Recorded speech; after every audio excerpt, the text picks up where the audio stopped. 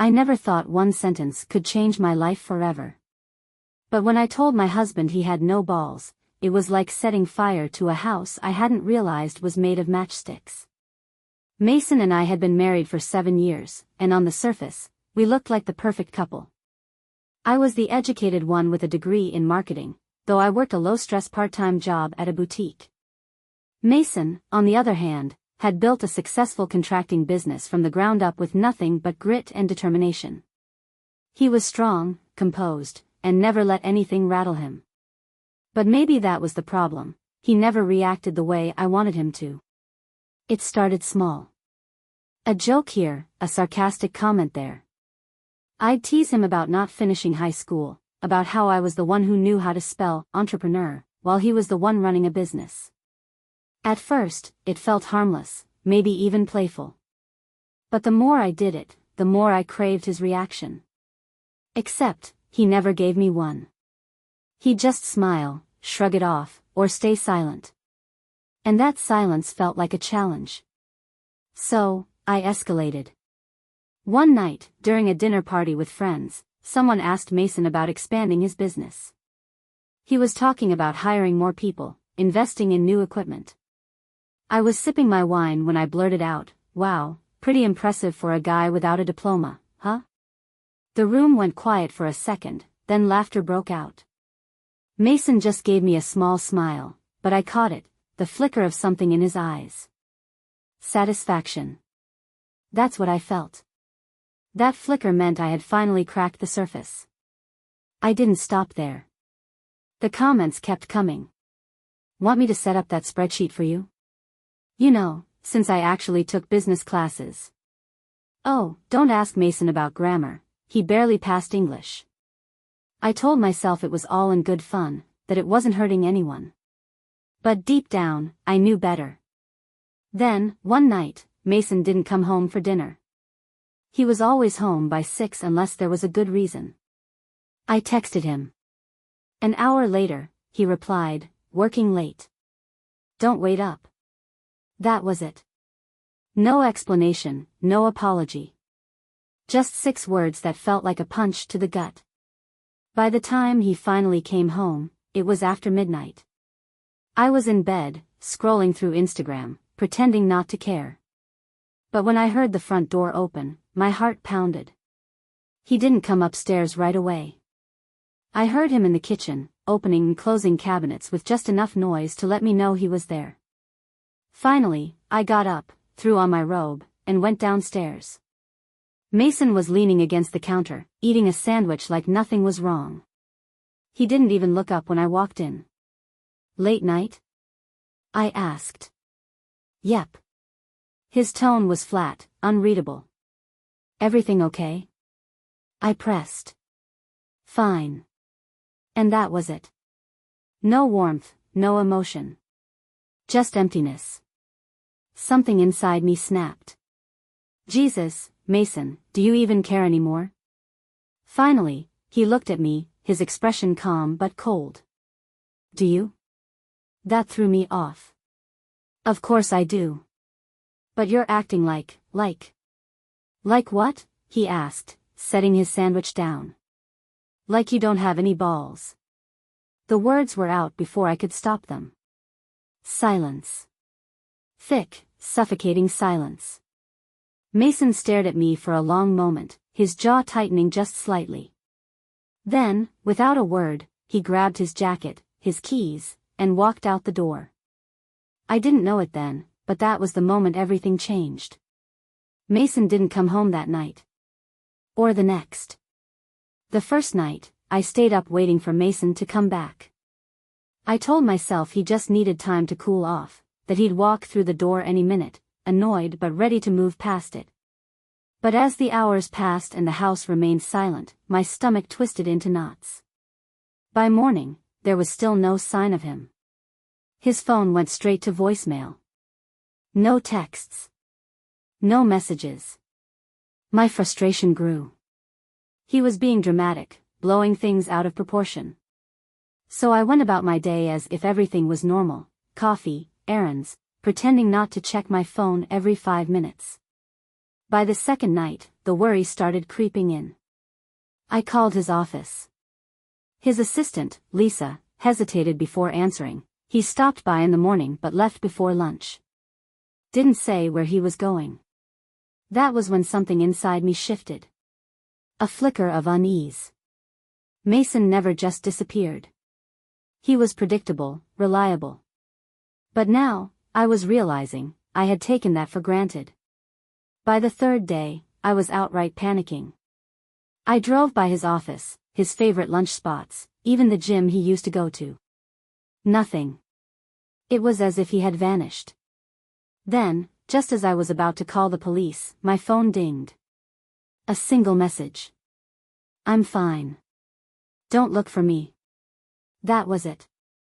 No explanation. No indication of where he was. For the first time, real fear settled in my bones. Where was Mason? And more importantly, who was he when he wasn't with me? I stared at the message, my fingers tightening around my phone. I'm fine. Don't look for me. My mind raced with questions. Was he really fine? Where was he? Was he with someone? The thought sent a sharp pang through my chest. I replayed our last conversation, the words I had thrown at him like daggers. Had I pushed him too far? I tried calling. Straight to voicemail. Again. And again. That night, sleep was impossible. Every creak of the house felt deafening in the silence. I reached for Mason's pillow, burying my face in the familiar scent of his cologne. It still lingered, but for how long? A sense of finality crept over me, and I hated it. By the fifth day, I had run out of excuses. Something was wrong. Mason wasn't just ignoring me. He was gone. Desperate, I started digging. I checked our joint bank account, no recent activity. His work emails, auto-replies. His social media, silent. He had erased himself. Then I found something I wasn't meant to see. A transaction from a month ago, buried beneath routine expenses. A hotel charge. One I didn't recognize. My breath hitched. I drove there the same night, hands trembling on the steering wheel. It was a small place, nothing fancy, the kind of hotel someone used when they didn't want to be found. I walked inside, my pulse hammering as I approached the front desk. Hi, my husband might have stayed here recently. Mason Carter. Can you check for me? The receptionist glanced at me, then at her screen. Her brows furrowed. Yes, he was here, she said slowly. I exhaled, relief washing over me. But then she looked up again, hesitant. He checked in with someone. My stomach dropped. Who? I whispered. She hesitated before answering. A woman. Everything inside me froze. My vision tunneled, my heartbeat pounding in my ears. Mason hadn't just left. He had someone else. My fingers clenched the edge of the reception desk, my heart pounding wildly. A woman. He was here with a woman. I swallowed hard, trying to pull myself together. Do you remember what she looked like? I asked in a hoarse voice. The receptionist nodded. Slender, dark-haired, looked confident. They weren't hiding. On the contrary, they looked like a couple. My heart clenched. I wanted to know more but was afraid to hear the answer. Do you know her name? The woman nodded and glanced at the screen. The reservation is under the name. Sophia Lynch. I felt my legs weaken beneath me. Sophia. That name yanked me back into the past like a knife reopening an old wound. Her. Mason's ex-girlfriend. Toxic, dangerous. The one who had once destroyed him, and now, it seemed, had returned to destroy us. I walked out of the hotel, barely noticing the road in front of me. The cold air slapped my face, but I didn't feel it. Only one thought pulsed in my mind: why had he gone back to her? The next morning, I decided to act. If Mason wouldn't give me answers, I would find them myself. I ran Sophia's phone number through a contact database, found her social media profile. She was active, luxurious restaurants, expensive hotels. And one of her latest posts made my blood run cold. A photo, sunset on the beach, 2 glasses of champagne, captioned, "New chapter, new possibilities." That was enough. I knew where to find them. When I arrived at the luxurious resort outside the city, I had no doubts left. Mason was here. And I was going to get my answers. I gripped the steering wheel so tightly my knuckles turned white. The luxurious resort loomed ahead, its golden lights flickering in the night like a mirage. My heart pounded in my chest as I pulled into the parking lot. Mason was here. I could feel it. I stepped out of the car, the cool night air barely registering against my skin. My mind was in overdrive, cycling through every possibility. Was he here willingly? Was he with Sophia right now, laughing over drinks, his arm wrapped around her the way he used to hold me? The thought made my stomach churn. I walked through the glass doors of the resort lobby, my heels clicking against the marble floor. The receptionist greeted me with a polished smile. "Welcome to Crystal Bay Resort. Do you have a reservation?" "I'm looking for someone," I said, forcing my voice to remain steady. "Mason Carter. He should be checked in." The receptionist's smile faltered slightly. "I'm sorry, ma'am, but we can't disclose guest information." I clenched my teeth. "Look, I just need to know if he's here. It's important." The woman hesitated, glancing around, then lowered her voice. "I can't give you details, but I did see a man by that name check in 2 nights ago. He wasn't alone." A sharp stab of pain shot through my chest. I swallowed hard and nodded, turning away before she could see the tears brimming in my eyes. I needed to find him. The bar. That's where Mason would be. He always ended his nights with a drink, whether he was celebrating or brooding. I made my way to the dimly lit lounge, scanning the room with careful eyes. And then, I saw him. Mason was sitting at a secluded booth near the window, a glass of whiskey in his hand. He looked different, tired, worn, but undeniably him. And across from him sat Sophia, her manicured fingers lightly grazing his arm as she leaned in, whispering something that made him smirk. Something inside me snapped. I stormed toward them, my pulse racing. Mason glanced up at me just as I reached their table, his expression shifting from surprise to something unreadable. "Mason," I said, my voice shaking. "What the hell is going on?"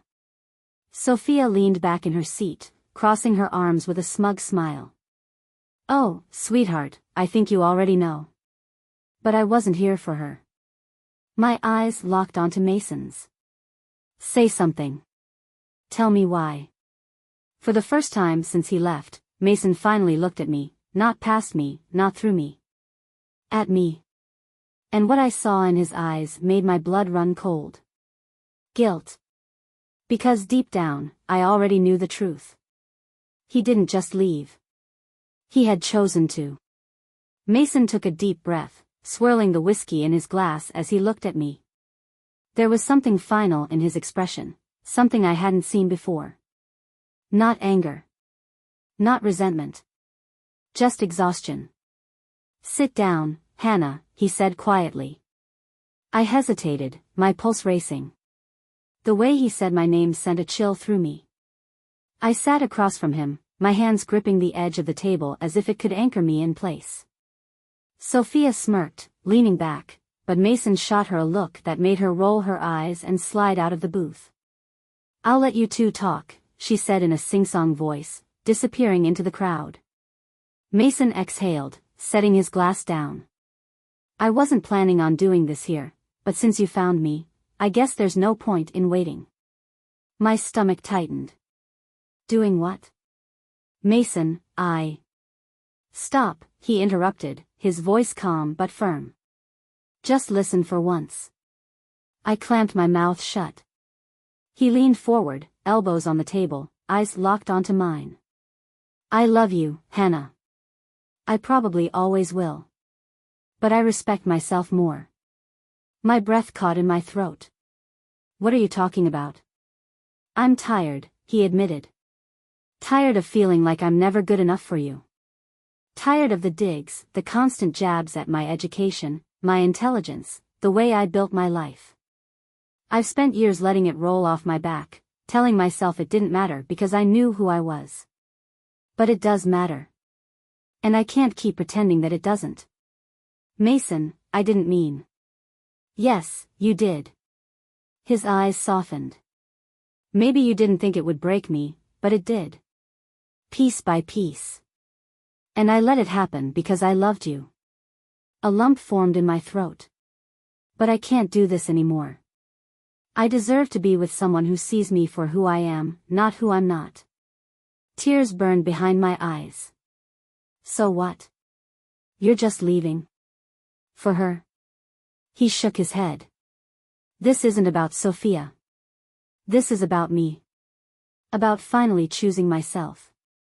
Silence stretched between us, thick and suffocating. Then he sighed and reached into his jacket pocket, pulling out an envelope. He slid it across the table. It's all in there. I'm filing for divorce. I stared at it like it was a live grenade. Mason. The house, the car, and some cash are yours, he continued, his voice steady. I'll keep the business. It's my child, and I won't part with it. That's my only condition. Everything else, I've already signed over to you. I don't want to fight. I just want this to be done. I felt my world tilting, unraveling at the seams. I had pushed him too far. We can fix this, I whispered. I can change. For the first time, he smiled. A sad, knowing smile. You shouldn't have to change to love someone, Hannah. It should come naturally. And if it doesn't, then maybe it was never meant to be. With that, Mason stood, grabbed his glass, and walked away. And just like that, he was gone.